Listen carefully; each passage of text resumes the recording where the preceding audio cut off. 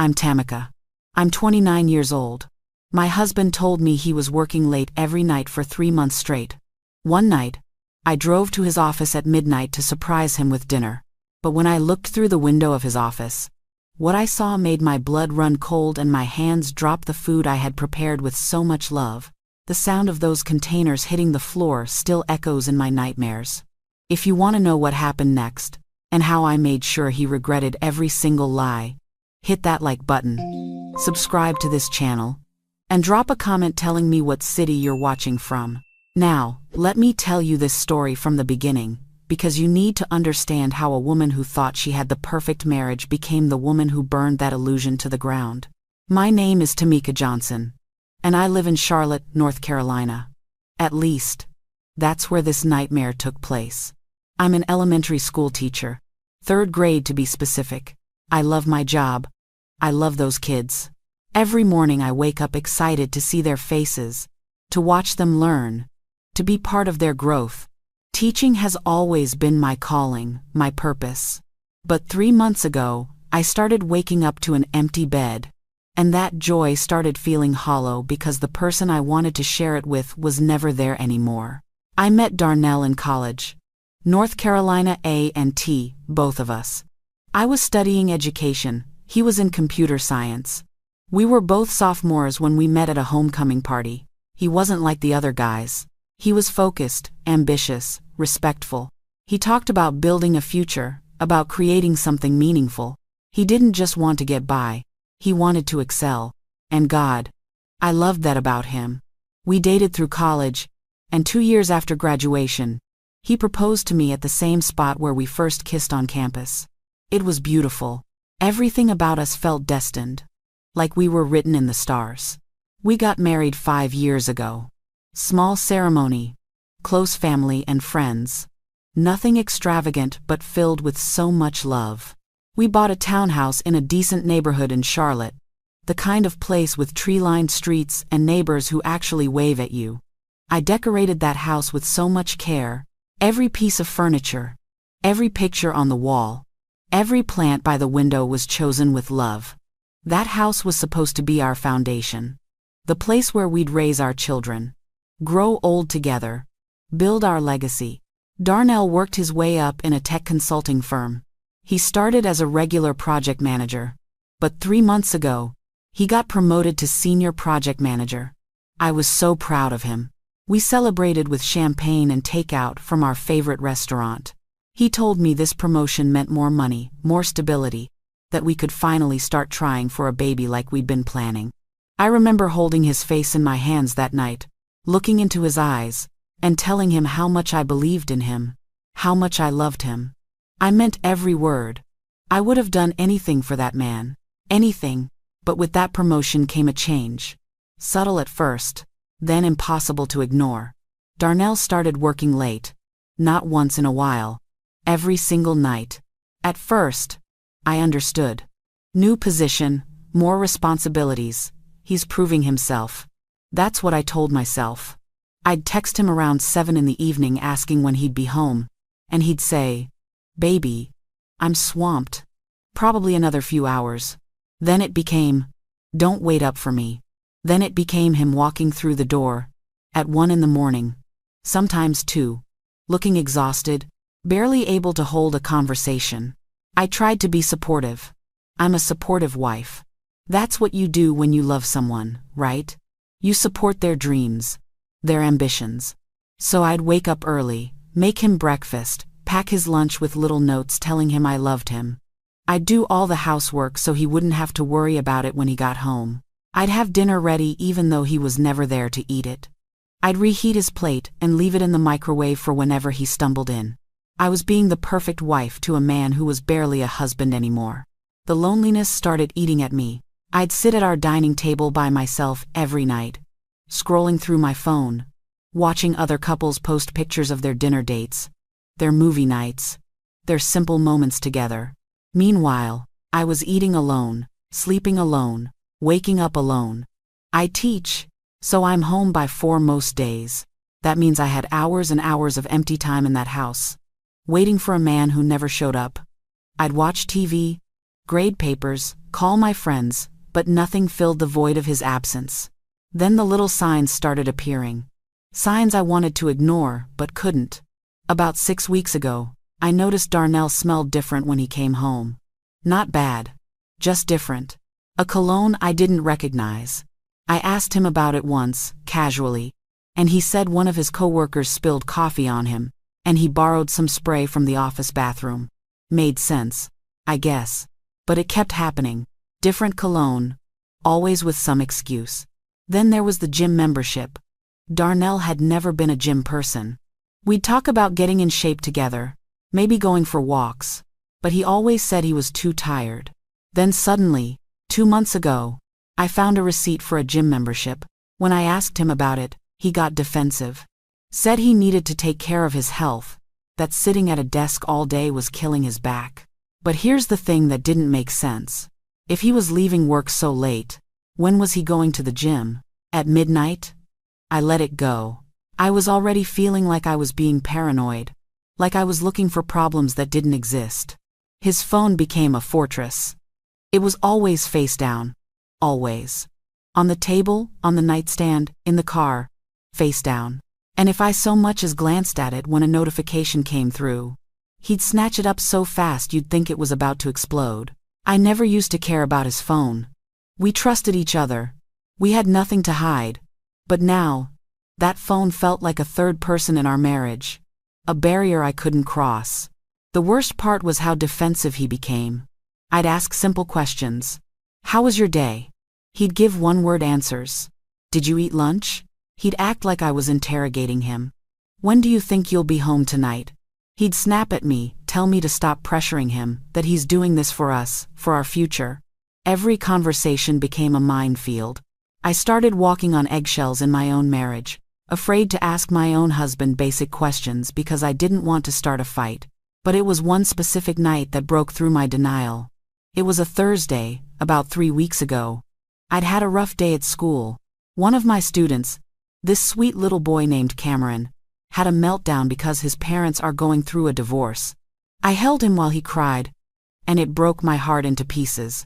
I came home emotionally drained, needing my husband, needing someone to hold me and tell me it was going to be okay. I called Darnell's office line around 9 in the evening.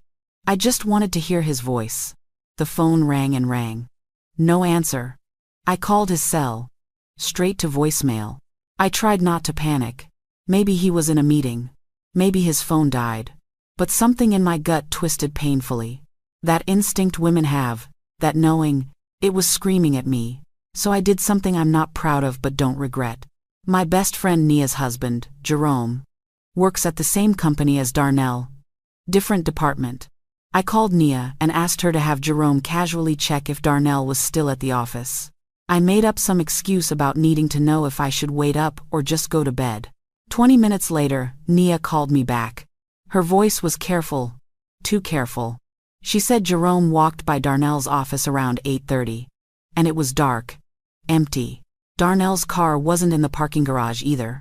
He'd left already. Left at his normal time. Probably around 6 like everyone else. So where had he been for the past 3 hours? And why did he lie and say he was working late? I sat on our couch that night, in the dark, waiting for him to come home. He walked in at 1:15 in the morning. I watched him from the shadows as he took off his shoes, loosened his tie, checked his phone with a little smile on his face. A smile I hadn't seen directed at me in months. I asked him, voice calm as I could manage. Long day at work? He barely looked at me. Said, yeah baby. Exhausting. I'm gonna shower and crash. He didn't even notice I'd been crying. He didn't notice the way my hands were shaking. He showered, got in bed, and was asleep in minutes while I lay there next to him. Feeling like I was sleeping next to a stranger. That's when I knew. Not suspected, knew. My husband was lying to me. The man I'd loved for over a decade, the man I'd built my entire adult life around, was lying straight to my face night after night. And the worst part? I had no idea what the truth actually was. Was he cheating? Was he gambling? Was he in some kind of trouble? My mind went to the darkest places. I couldn't eat. I couldn't sleep. I was teaching those kids during the day with a smile plastered on my face while inside I was dying, absolutely dying from not knowing. I thought about confronting him. I played out the conversation in my head 1,000 times. But every scenario ended the same way. He'd deny it, make me feel crazy, gaslight me into thinking I was being paranoid and controlling. I'd seen it happen to other women. I wasn't going to be that woman who confronts without proof and ends up apologizing for being insecure. No. If I was going to confront Darnell, I needed to see the truth with my own eyes. I needed evidence he couldn't deny, couldn't explain away. So, I made a plan. A plan that would either prove me wrong and let me sleep peacefully again, or prove me right and burn my whole world down. Either way, I needed to know. I couldn't live in this limbo anymore, this prison of suspicion and half-truths. I decided I was going to surprise him at work. Show up with dinner. Be the loving wife bringing her hard-working husband a home-cooked meal. If he really was working late, he'd be happy to see me, right? He'd be grateful. And I'd feel terrible for doubting him. But at least I'd know. But if he wasn't there, or if something else was going on, well, then I'd have my answer. I chose a Friday night. I spent the entire day cooking. Made all of Darnell's favorites from scratch. Fried chicken with my grandmother's secret seasoning. The kind that's crispy on the outside and tender inside.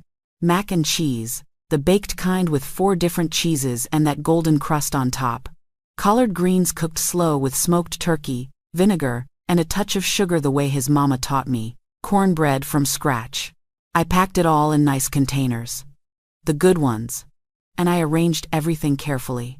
I even included a handwritten note that said, "For my hard-working husband, I love you." Looking at that note now makes me want to vomit. I told myself the whole time I was cooking that I was being ridiculous. That I was about to show up at his office and embarrass myself. That he'd laugh and hug me, and we'd eat together and everything would be fine. I wanted so badly to be wrong. I wanted my paranoia to be just that. Paranoia. I wanted my marriage to be real. But that voice in my gut, it wouldn't shut up. It kept whispering, "You know something's wrong. You know it." I left the house around 11:30 that night. The drive to his office downtown takes about 25 minutes without traffic. I spent that entire drive trying to calm my racing heart. My hands were sweating on the steering wheel. I had the food on the passenger seat, and the smell that usually made me happy was making me nauseous. I kept thinking, turn around. Just turn around. You don't want to know. Ignorance is bliss. But I couldn't. I'd come too far. I'd suspected too long. I needed to face whatever truth was waiting for me in that building. When I pulled into the parking garage, the first thing I saw was Darnell's car. That silver Nissan Maxima we'd bought together 2 years ago. It was parked in his usual spot, so he was definitely there. That should have been reassuring, right? But it wasn't. Something about seeing that car in that dark, nearly empty garage made my stomach drop. The building was mostly dark. It's a 12-story office building, and I could see maybe 3 or 4 windows with lights on. Most people had gone home hours ago to their families, to their lives. But not my husband. My husband was still here. Working late. Like always. I grabbed the food containers and my purse, and walked to the building entrance. The lobby was eerily quiet. There was just one security guard at the desk, an older black man I'd seen a few times before when I'd visited Darnell at work. He looked up when I walked in, surprised to see anyone this late. I smiled at him, told him I was surprising my husband with dinner. He smiled back, said that was sweet, that Darnell was a lucky man. I wanted to scream. Instead, I thanked him and headed to the elevators. Darnell had given me an emergency access card years ago, back when we first got married. He said it was just in case I ever needed to get to him at work, if there was an emergency or something. I'd never used it. Never needed to. But I'd kept it in my wallet all these years. And now here I was, using it to investigate my own husband. I swiped the card, pressed the button for the 12th floor, and stepped into the elevator. The doors closed, and suddenly I felt like I couldn't breathe. The elevator ride felt like it took an hour. I watched the numbers climb. 5, 6, 7. My heart was pounding so hard I could hear it in my ears. 8, 9. 10. I wanted to press stop, to turn back, to unsee whatever I was about to see. 11. 12. The elevator dinged, and the doors opened. The hallway was dark except for one light. One single light coming from down the hall, glowing like a beacon. Like a warning. Darnell's office. I could see it from where I stood. I took a deep breath and started walking. My heels clicked on the tile floor, and I thought about taking them off so I wouldn't make noise, but I couldn't move. I was frozen in some kind of trance, moving forward even though every part of me wanted to run. As I got closer, I heard something that made me stop breathing. Laughter. Female laughter, light and musical, mixed with Darnell's deeper voice. He was laughing. My husband, who came home too exhausted to even have a conversation with me, was laughing with someone at midnight in his office. I reached his door. It's one of those offices with a big glass panel so you can see inside, probably for safety or transparency, or whatever corporate reason. I stood there, just outside the light, hidden in the shadows of the hallway, and I looked. I looked through that glass, and what I saw destroyed me, killed me, ripped my heart right out of my chest and stomped on it. Darnell was sitting on the office couch, the nice leather one near his desk, and next to him, practically on top of him, was Jasmine, his assistant. This young woman, maybe 25 years old, pretty, thin, with long braids and perfect makeup. Her head was resting on his shoulder. His arm was around her waist, holding her close like she belonged there. And in their hands were wine glasses. Wine. Not coffee, not water. Wine. They weren't working. They were having an intimate moment. The kind of moment that's supposed to be reserved for people in a relationship. I don't know how long I stood there. It could have been seconds or minutes. Time stopped existing. All I could see was my husband being affectionate with another woman. All I could feel was this unbearable pain spreading through my chest like poison. My hands went numb. The food containers I'd been holding, the food I'd spent all day preparing with love, slipped from my hands and crashed to the floor. The sound was explosive in that silent hallway. Plastic containers splitting open. Food spilling everywhere. Plates clattering. The noise made both of them jump like they'd been electrocuted. Their heads whipped toward the door. Toward me. I watched Darnell's face transform in real time. First confusion. Then recognition. Then absolute terror. Pure terror. His eyes went wide. His mouth dropped open. And all the color drained from his face, like someone had opened a tap and let it all flow out. Jasmine's expression was different. Shock? Yes. But also guilt. She knew. She knew exactly who I was. She knew I was his wife. And she'd been sitting there with her head on his shoulder anyway, drinking wine with him at midnight like she had every right. I couldn't move. Couldn't speak. Couldn't breathe. We all just stared at each other through that glass. Frozen in this horrible moment. Darnell scrambled to his feet, nearly knocking over his wine glass. He pushed Jasmine away from him like she'd burned him, creating distance that meant nothing now. The damage was done. I'd seen everything. Jasmine stood up too, her hands shaking, her eyes darting between Darnell and me like she was looking for an escape route, but there wasn't one. There was only me, standing in that doorway, with food splattered around my feet, and my entire world crashing down around me. I don't know where the strength came from, but somehow I moved. I pushed open that office door and walked inside. My shoes crunched on the broken containers I'd dropped. I tracked mac and cheese and collard greens across the floor. I didn't care. The office smelled like wine and perfume. Her perfume. Expensive, floral. The kind of scent that lingers. I wondered how many times Darnell had come home smelling like that and I'd missed it. How many times had he carried her scent into our bed, into our home, into our marriage? When I finally spoke, my voice came out cold. Colder than I knew I was capable of. So this is the late-night project you've been working on. The words felt like ice in my mouth. Darnell opened his mouth to respond, but nothing came out. He tried again. Baby, it's not. I cut him off with a laugh. A bitter, hollow laugh that scared even me. Don't you dare say it's not what it looks like. I have eyes, Darnell. I can see. He started stammering, words tripping over each other in his panic. We were just celebrating closing a deal. It's not, we're not. This isn't. I took a step closer to him. Celebrating? At midnight? With wine? With your arm around her? With her head on your shoulder like y'all are a couple? Jasmine finally tried to speak. Her voice was small, shaky. Mrs. Johnson. I can explain. I turned to her so fast she flinched. The look I gave her must have been terrifying because she actually took a step back. Don't you dare say a word to me. Not one word. You knew he was married. You know who I am. You've seen pictures of me in this office. And you sat there with your head on my husband's shoulder anyway. You don't get to explain anything to me. She shut her mouth, her eyes filling with tears. Good. I wanted her to feel a fraction of the pain currently tearing me apart. Darnell tried another approach. Jasmine was having relationship problems. She was upset, and I was just listening, just being a friend. I laughed again. That same terrible sound. A friend? At midnight? In private?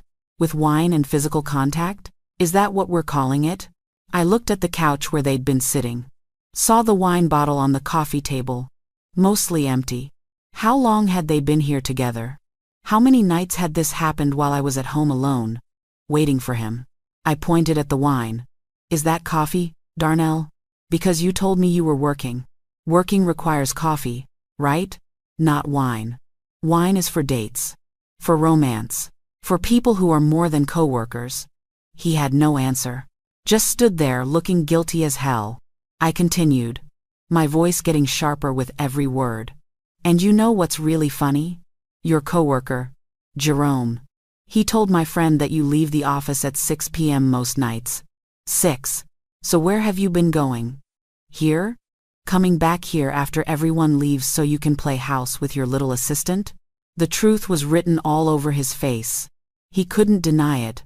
Couldn't explain it away. Jasmine had gone completely silent. Her arms wrapped around herself like she could make herself disappear. I almost felt sorry for her. Almost. But then I remembered the texts I'd noticed him hiding. The cologne. The late nights. This wasn't a one-time thing. This had been going on for weeks, maybe months. This was a pattern. A routine. They had a system. I looked at the food splattered in the hallway. The food I'd made with my own hands for a man who'd been filling his belly with another woman's company. The symbolism wasn't lost on me. I'd been feeding a man who was starving me of love, attention, honesty. I'd been the perfect wife to a man who was busy playing husband with someone else. I turned back to them. These two people who'd betrayed me in different ways. And I felt something shift inside me. The pain was still there, sharp and raw. But something else was emerging. Anger. Cold, calculated anger. I walked over to the food on the floor, picked up a crushed container of mac and cheese, and kicked it toward them. It slid across the polished office floor and stopped at Darnell's feet. Enjoy your late-night meal. I'm done feeding liars. I said it quietly, but with so much venom that both of them actually flinched. Then I turned around and walked out. I didn't run. I didn't cry.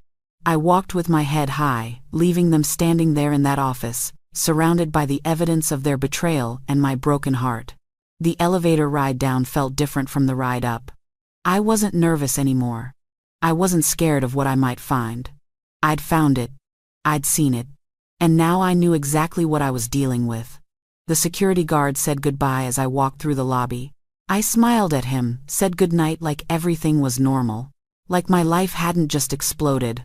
I got in my car, drove out of that parking garage, and made it about 3 blocks before I had to pull over. That's when it hit me. Really hit me.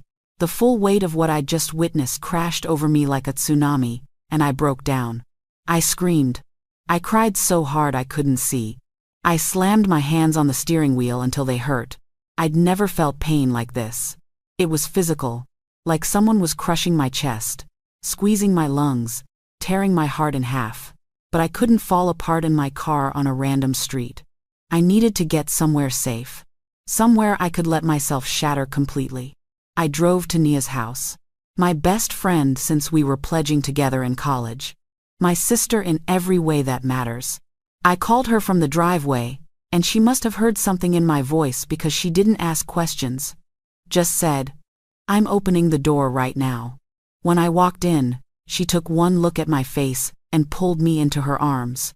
That's when I really lost it. I cried for everything. For the years I'd wasted. For the trust that was broken. For the future I thought we'd have that was now gone. For the fool I'd been. Making dinner for a man who was feeding someone else his attention and affection. Nia let me cry until I had nothing left. Then she sat me down on her couch, put a blanket around my shoulders, and asked me what happened. I told her everything. Every detail. The look on his face. Jasmine's head on his shoulder. The wine. The lies. All of it. Nia's face went through a journey of emotions. Shock. Anger. Disgust. Fury. When I finished, she was pacing her living room like a caged lion. She said things about Darnell I can't repeat. She called him names I didn't even know she knew. She said we should go back there and confront both of them. Destroy his car, blast him on social media, but I stopped her. I said, no, that's not how we're doing this. Because somewhere between that office and Nia's couch, my tears had dried up. The crying phase was over. What replaced it was cold, strategic determination. I wasn't going to be the crazy, emotional wife who caused a scene. I wasn't going to be the woman who everyone pitied. I was going to be smart about this. I was going to make sure Darnell felt every ounce of pain he'd caused me. But I was going to do it in a way that destroyed him completely. Not just emotionally, professionally, financially, socially. I was going to dismantle the life he'd built while he was too busy building a lie. Nia looked at me, and I saw understanding dawn in her eyes. She knew that look. She'd seen it when we were in school, and someone tried to mess with one of our sorority sisters. She knew I wasn't just hurt anymore. I was in war mode. She sat down next to me and said, okay, what do you need? I thought about it. Really thought about it. Then I said, I need to go home. I need to face him. But I need you to understand something. I'm not going to yell. I'm not going to cry in front of him. I'm going to be ice cold. And then I'm going to gather every piece of evidence I can find and take him for everything he's worth. It was almost 3 in the morning when I drove back home. Home? Could I even call it that anymore? That house we'd bought together, decorated together, made love in, fought in, dreamed in. It was all contaminated now, poisoned by his betrayal. When I pulled into the driveway, I saw lights on inside. Darnell was home. Probably pacing, panicking, trying to figure out what to say to me. Good. Let him panic. Let him feel a fraction of the anxiety I'd felt for months. I walked in, and there he was in the living room. He jumped up when he saw me, his face a mess of fear and desperation. He started talking immediately, words pouring out like a dam had burst. Baby, please, let me explain. It's not what you think. Nothing happened. We were just talking. Jasmine is going through something, and I was trying to help her. I held up my hand, and he stopped talking like I'd pressed a pause button. I looked at him, really looked at him. This man I'd loved for over a decade. This man I'd trusted with everything. And I felt nothing but contempt. I said, voice flat and emotionless, I'm sleeping in the guest room. Don't talk to me. He tried to follow me, tried to keep explaining, but I shut the guest room door in his face and locked it. I heard him on the other side, pleading, apologizing, making promises. I ignored all of it. I got into that bed, in that room that was supposed to be for guests but was now my sanctuary from my own husband, and I stared at the ceiling. I didn't cry. I was done crying. Now, it was time to think. To plan. To prepare for war. The next 3 days were the most surreal of my life. I moved through the house, like a ghost. I went to work, taught my students, smiled when I needed to, and came home to a man I refused to speak to. Darnell tried everything. He tried apologizing. He tried explaining. He tried getting angry, accusing me of overreacting. He tried the pathetic route, crying and begging. None of it worked. I remained completely cold, completely silent. But while I was giving him the silent treatment, I was also busy. Very busy. First, I went through our bank statements. We had joint accounts, so I had every right to see where our money was going. What I found made me physically ill. Expensive dinners at romantic restaurants, charged to his credit card. Places we'd never been together. Flowers purchased from high-end florists. I never received those flowers. Hotel charges. Multiple hotel charges. And here's the one that made me want to set everything on fire. A hotel charge from February 14th. Our 5th wedding anniversary. The weekend Darnell told me he had to go to a conference in Atlanta. He'd called me from the hotel and told me how much he missed me. How he wished I was there. I'd believed him. I'd sat at home alone on our anniversary while he was at a romantic resort 45 minutes outside Charlotte with her. With Jasmine. He'd spend our anniversary with his mistress. I took screenshots of everything. Every suspicious charge. Every hotel stay. Every dinner. Every unexplained expense. Then I moved to his phone records. We're on a family plan, so I could access the detailed billing. What I found confirmed my worst suspicions. Over 500 text messages in 1 month to a single number. I called that number from a blocked line, and sure enough, Jasmine answered with a cheerful, "Hello." I hung up without saying anything. 500 texts. That's more messages than he'd sent me all year. I started looking at social media. Darnell wasn't big on posting, but Jasmine was. I found her Instagram, and it was a goldmine of evidence. Pictures from office events where she and Darnell were always standing just a little too close. A photo from 2 months ago where she was wearing a bracelet. A delicate gold chain with a small diamond. I recognized that bracelet. Darnell had told me he'd lost a bracelet he bought for his mother's birthday. Apparently, he didn't lose it. He just gave it to someone else. There were photos of her at restaurants I recognized from the credit card statements.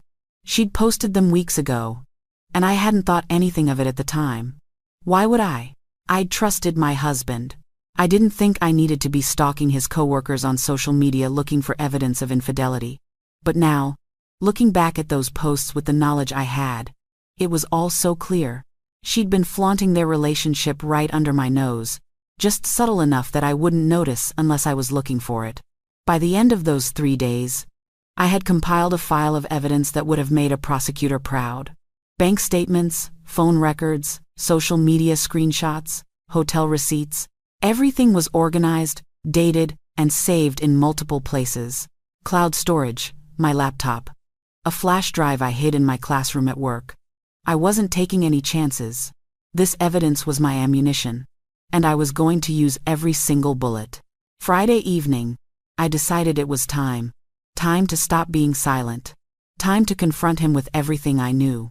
I came home from work, and Darnell was already there.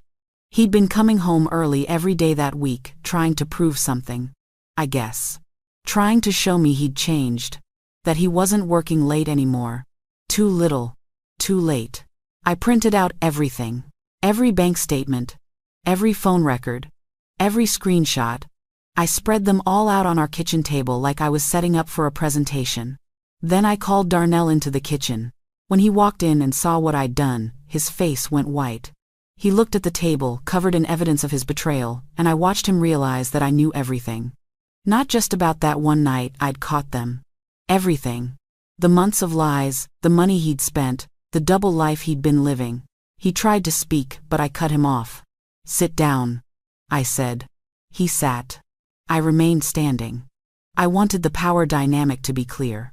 I started walking him through the evidence like I was a detective presenting a case. February 14th. Our anniversary. You told me you were at a conference in Atlanta. I slid the hotel receipt across the table. This hotel charge says otherwise. This is Grandover Resort. A romantic couples resort 45 minutes from here. While I was at home alone on our anniversary, you were there with her. Want to explain that? His mouth opened and closed like a fish out of water. No explanation came. I kept going. This bracelet. I showed him the Instagram screenshot. The one you said you bought for your mother and then lost? Jasmine's wearing it. So either you lost it and she coincidentally found it and it fit her wrist perfectly, or you lied to me and gave it to her. Which is it? Silence. I moved to the phone records. 547 text messages to her number in 1 month. That's more than you've sent me in the past year combined. What could you possibly have to talk about with your assistant that required 547 text messages? Every piece of evidence I presented. I watched him crumble a little more. His shoulders sagged. His head dropped. His hands started shaking. But I wasn't done. I showed him every dinner, every expense, every lie. I had receipts for everything, literally and figuratively. When I finished, I looked at him. This man who was supposed to be my partner, my equal, my forever. And I asked him the question I already knew the answer to. How long has this been going on? He looked up at me, tears streaming down his face. 4 months, he whispered. 4 months. 1/3 of a year. He'd been cheating on me for 4 months. While I was planning our future. Talking about babies. He was building a relationship with someone else. I nodded slowly, taking in that information. 4 months of lies. 4 months of late nights. 4 months of sleeping next to me and thinking about her. I said, I need you to know something, Darnell. This didn't just happen. You didn't slip and fall into an affair. You made choices. Every text message, every dinner, every hotel room, those were choices. You chose to lie to me. You chose to disrespect our marriage. You chose to use our money I helped earn, to wine and dine another woman. You chose to spend our anniversary with her instead of me. Those were conscious decisions you made. And I need you to understand that I will never forgive you for them. He tried to speak, to apologize, to make excuses. He said the words every cheater says. It meant nothing. She means nothing. You're the one I love. I made a mistake. I'll do anything to fix this. And maybe once upon a time, those words would have worked. Maybe if he'd said them weeks ago, before I saw the full extent of his betrayal, they might have cracked my resolve. But not now. Now, those words were empty, meaningless. I'd heard them before from other men trying to justify their betrayals. They never mean anything. I took off my wedding ring, that beautiful ring he'd put on my finger 5 years ago, promising to love and cherish me for better or worse. I set it on the table, right on top of all the evidence of his infidelity. The symbolism wasn't lost on either of us. I'm filing for divorce, I said calmly. And everyone is going to know exactly why. His face went from pale to green. Baby, please, don't do this. We can fix this. We can go to counseling. I'll quit my job. I'll do anything. I cut him off. You should have thought about that before you put your arm around her. Before you spent our anniversary with her. Before you lied to me for 4 months straight. It's too late, Darnell. You killed this marriage. Not me. You. I left him sitting at that table, sobbing over the evidence of his own betrayal. I went back to the guest room, locked the door, and called Nia. I need a lawyer, I told her. The best divorce attorney you know. Someone who destroys people for a living. Nia didn't hesitate. I know exactly who to call. But before I filed for divorce, before I started the legal process, I had something else to do. Something that would hurt Darnell in a way that went beyond just losing me. I was going to make sure his professional life suffered too. Because that affair hadn't just been a personal betrayal. It was a professional ethics violation. Darnell was a senior project manager. Jasmine was his direct subordinate. She worked under him, reported to him. Their company had strict policies against fraternization between supervisors and subordinates because of the power dynamic issues. What they were doing wasn't just morally wrong, it was against company policy. Over the weekend, while Darnell moped around the house trying to get me to talk to him, I worked with Nia to draft an email. Not to blast him publicly on social media. That would be too messy, too emotional. No. This would be professional, formal, devastating. We drafted a report on internal code of conduct violations. We documented everything. The timeline of the affair, evidence of the relationship, proof that company resources and time were being used for personal matters. I included the texts showing they were communicating during work hours, the hotel charges that coincided with supposed business trips, the pictures of them together at work events where they were clearly more than just colleagues. Nia helped me organize it all into a formal complaint. She's not a lawyer, But she works in corporate HR, so she knows exactly how these things are supposed to be formatted. We made it professional, objective, impossible to dismiss as just a jealous wife causing drama. This was a legitimate ethics complaint backed by irrefutable evidence. We put it all in a PDF file, over 10 megabytes of proof, and we prepared an email to send to the right people: the CEO, the HR director, and the head of Darnell's department. Monday morning came. I got up, got dressed for work, and came home during my lunch break. I sat at my laptop in our living room, Nia on video call with me for moral support. The email was ready to send. My finger hovered over the send button. This was it. This was the point of no return. Once I sent this, Darnell's career would be over. His reputation would be destroyed. Everyone in his professional circle would know what he'd done. For a moment, I hesitated. Was I really ready to do this? To ruin his livelihood? Then, I remembered the look on his face when I caught him with Jasmine. I remembered our anniversary that he spent with her. I remembered the 4 months of lies. The cold nights alone. The food I dropped on the floor outside his office. The pain that had been crushing my chest for weeks. Yes, I was ready. I pressed send. The email went out at exactly noon. By 12:30, according to someone Nia knew who worked there, the executive floor was in chaos. By 1 o'clock, Darnell was called into a meeting with HR. By 2 o'clock, he was suspended without pay pending a full investigation. And by 3 o'clock, I got a dozen frantic calls from him that I ignored. He left voicemails begging me to call the company, to tell them it was a misunderstanding, to take it back. But I wasn't taking anything back. He'd made his bed with Jasmine. Now he could lie in it. Alone. Unemployed. The investigation didn't take long. The evidence was too clear. They found misuse of the company credit card for personal expenses with Jasmine. They found falsified expense reports claiming dinners with her were business meals. They found proof he'd been negligent in his duties because he was too busy carrying on an affair. Within a week, Darnell was terminated, fired for gross violation of professional ethics and conduct unbecoming of a senior manager. The official memo that went out to the company cited serious breach of trust and conduct detrimental to company values. His name was Mud. In this industry, in this city, word travels fast. Everyone knew. And no one was going to hire him after this. Jasmine didn't fare much better. Her internship was immediately terminated. No recommendation letter. No future opportunities with the company. She was just cut loose. I heard through the grapevine that she tried to explain, tried to say she was manipulated by her boss. But no one bought it. She was an adult who made adult choices, and she'd have to live with the consequences. I didn't feel bad for her. Not even a little bit. She knew what she was doing. She knew he was married. She'd seen my picture on his desk. She'd probably answered calls from me trying to reach him. She wasn't some innocent victim. She was a willing participant in destroying my marriage. The financial consequences started piling up on Darnell fast. Without his income, he couldn't keep up with the bills. The mortgage, the car payment, the credit cards he'd maxed out buying things for Jasmine. All of it came due and he couldn't pay. I'd moved all my personal money to a separate account that he couldn't access.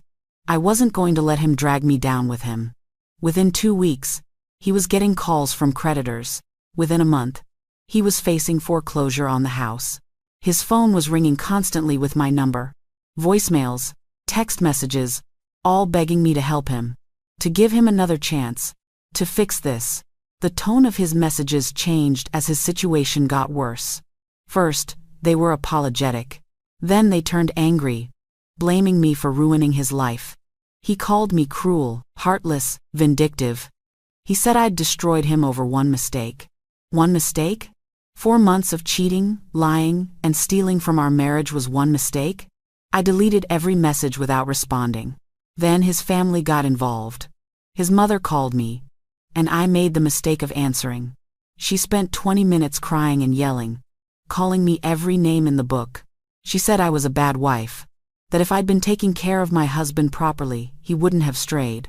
She said it was normal for men to have affairs, that a good woman forgives and moves on to keep the family together. She said I was destroying her son's life out of spite, that I was too proud to work on my marriage. I listened to all of it in silence. When she finally ran out of steam, I said very calmly, "Your son spent our 5th wedding anniversary in a hotel with another woman. He used our money to buy her gifts. He lied to me every single day for 4 months. If that's the kind of man you raised, then maybe you should be the one asking him where you went wrong, not me." Then I hung up and blocked her number. I blocked his whole family. I didn't need their lectures about how I should just accept being cheated on. But I wasn't done yet. While Darnell was losing his job and drowning in debt, I was meeting with the lawyer Nia had recommended. Her name was Simone Washington, and she was everything I needed. Sharp, ruthless, experienced in high-conflict divorces. She looked at my evidence and literally smiled. She said, "Oh, we're going to destroy him in court. North Carolina allows fault-based divorce, which means adultery is grounds that can affect the division of assets." Simone explained that because Darnell had used marital funds to carry on his affair, the judge could award me a larger share of our assets as compensation.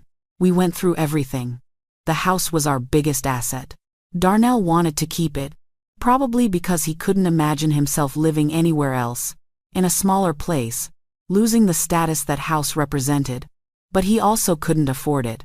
He proposed paying me my share in installments over time. I laughed when Simone told me that.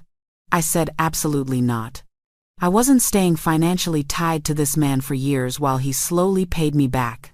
Either he paid me my half of the house value in one lump sum, plus the money my parents had contributed to the down payment, or we were selling it and splitting the proceeds. He'd also be responsible for the remaining mortgage. Darnell didn't have that kind of cash. He was unemployed and in debt. The bank was already sending foreclosure notices because he was 3 months behind on payments. He had no choice. The house went up for sale. That beautiful townhouse we'd built our life in, put on the market at a reduced price to sell quickly. And it did sell. Fast. The proceeds paid off the mortgage, paid me my 50%, and paid back the $40,000 my parents had contributed. After all that, Darnell was left with barely anything. Maybe $20,000.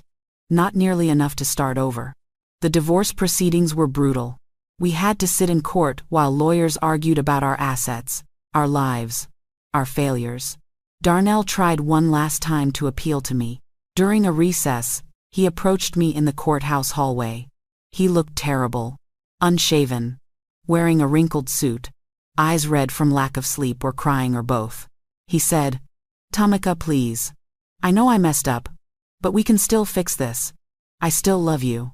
Don't throw away 5 years of marriage over this." I looked at him, really looked at him, and felt absolutely nothing. No love, no anger, not even pity. Just emptiness. I said, "You already threw away our marriage when you put your hands on her. I'm just making it official." And I walked away. The judge signed our divorce papers on a Tuesday afternoon. Just like that, 5 years of marriage dissolved. I was officially single, free, untethered from a man who'd betrayed me in every possible way. Darnell walked out of that courthouse with nothing. No house, no car. He'd had to sell it to pay bills. No job, no wife, no future. He stood in the courthouse parking lot, looking lost and broken, and I felt nothing. Not satisfaction, not revenge, just relief that it was over. I took my settlement money and started rebuilding. I found a smaller condo in a quieter neighborhood. Lots of trees, peaceful, a fresh start. I decorated it exactly how I wanted.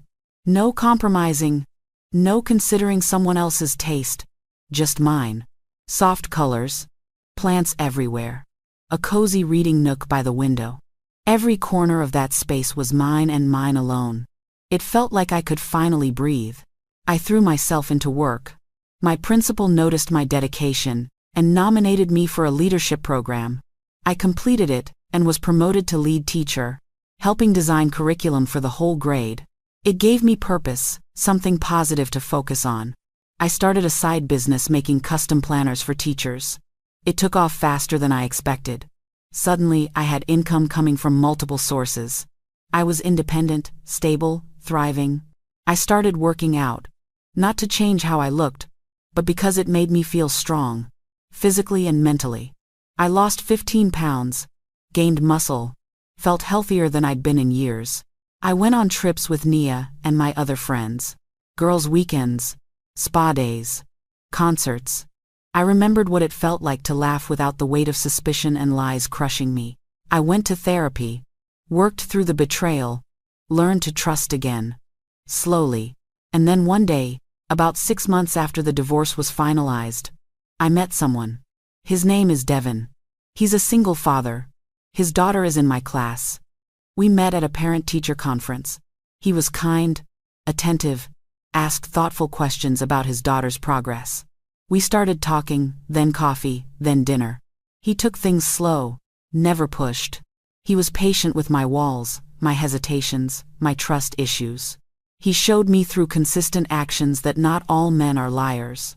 He's everything Darnell pretended to be, but never was. Honest, present, real. I ran into Darnell once, about 8 months after everything ended. I was at a restaurant with Devin, laughing over dinner, happy, genuinely happy, and I saw him across the room.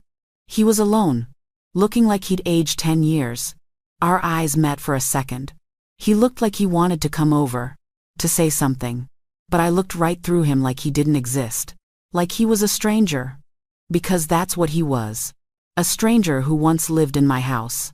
I turned back to Devin, and we continued our conversation like Darnell was invisible. That was the last time I saw him. I heard through mutual friends that his life never really recovered. He's working some entry-level IT job now, making a fraction of what he used to. Living in a small apartment on the other side of town. Jasmine dumped him once he lost everything. Turns out, she wanted the successful senior manager, not the broke, divorced, disgraced ex-employee. He tried dating but couldn't keep anyone around once they Googled him and found traces of the scandal. His reputation is permanently stained. He made his choices, and now he gets to live with them. Meanwhile, I'm thriving. I'm happy. I'm successful. I'm loved. I'm respected. Everything he tried to take from me, I rebuilt stronger. The divorce wasn't the end of my story. It was just the end of a chapter I should have closed sooner. Looking back, I can see all the red flags I ignored, all the times my gut told me something was wrong and I talked myself out of it. I won't make that mistake again. I trust my instincts now. I know my worth. I don't settle. And I definitely don't waste my time on men who don't see my value. Some nights I still think about that moment outside his office. Seeing them through that window, the food hitting the floor, the sound of my heart breaking. But you know what? That wasn't the sound of my life ending. It was the sound of my wake-up call. Darnell didn't break me. He freed me from a life built on lies. He did me a favor, even if he didn't mean to. He showed me exactly who he was, and I believed him. And then I left. To any woman watching this who's ignoring red flags, who's making excuses for a man's behavior, who's afraid to face the truth, let me tell you something. The truth might hurt. It might feel like it's killing you when you first face it. But lies will destroy you slowly. They'll eat away at you from the inside until there's nothing left. Choose the pain that leads to freedom over the comfort that keeps you trapped in a prison of denial. You deserve better. You deserve honesty. You deserve a partner who shows up for you, not one who's showing up for someone else while lying to your face. I'm Tamika Johnson. I'm 29 years old. I'm divorced, thriving, and I've never been happier. That night changed my life forever, but not in the way Darnell thought it would. It didn't destroy me. It rebuilt me. Stronger, wiser, free. So that's my story. The night I drove to my husband's office and discovered his secret changed everything. If this story resonated with you, hit that like button and subscribe so you don't miss more real-life stories like this one. Drop a comment below and tell me, what city are you watching from? And have you ever caught someone in a lie? I'm reading every single comment. On the screen, you'll see 2 more incredible stories I think you'll love. Don't forget to subscribe. I've got so many more stories to share. Until next time, remember this. You deserve someone who works late on building your life together, not on tearing it apart. You deserve someone whose late nights are spent trying to give you a better future, not stealing your present for someone else. Know your worth, protect your peace, and never, ever settle for less than you deserve. Peace and blessings.